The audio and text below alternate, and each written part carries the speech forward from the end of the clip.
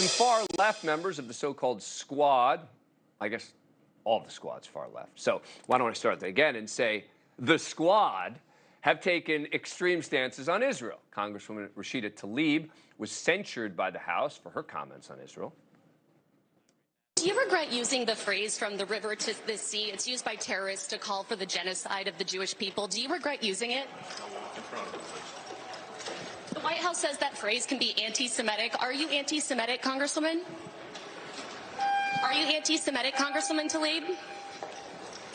Are you anti-Semitic, Congresswoman Tlaib? And Congresswoman Ilhan Omar, now facing a serious primary challenger, who was on this show, who's going after her Middle East views.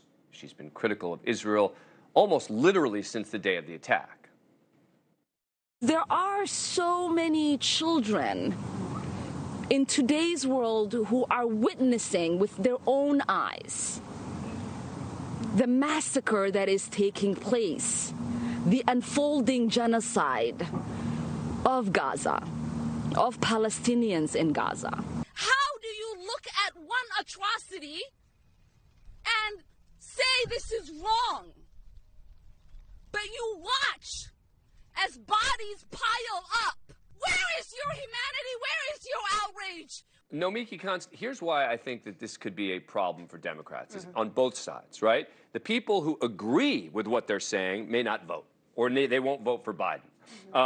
And the people who disagree vehemently may say, well, you know what? If they're going to force me to choose, I'm not going to vote for the party of people who talk like that. Well, there's a primary and then there's a general, right? So I think it just depends on what Let's talk about the general. The general election, I mean, it depends on obviously where you're looking. If AIPAC and some of these pro-Israel groups do, as they already are, spend as much money as they say they are on challengers in the primary, I think it's going to increase the voter turnout on both sides, and ultimately in a presidential year, that does help the presidential ballot. We're talking real just like logistics of politics right now.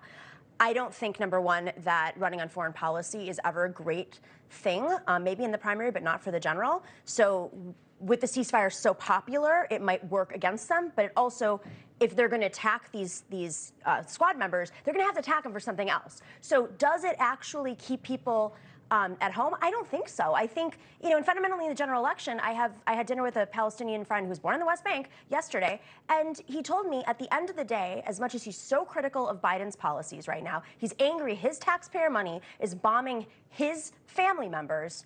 At the end of the day, he knows what's on the line in the general election, and he will probably hold his nose and vote for Joe Biden.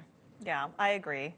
There was a recent poll this week of Jewish voters, and 68% said that they would support Joe Biden. If you look at the Orthodox Jewish community, it's only 22%, but like Reform Jews, it's 77%. So you've got a group of people on the left who won't even say out loud that they're anti-Semitic, right? And I haven't heard anything about the riots outside the DNC from Rashida Tlaib or Ilhan Omar, and police. They were not riots.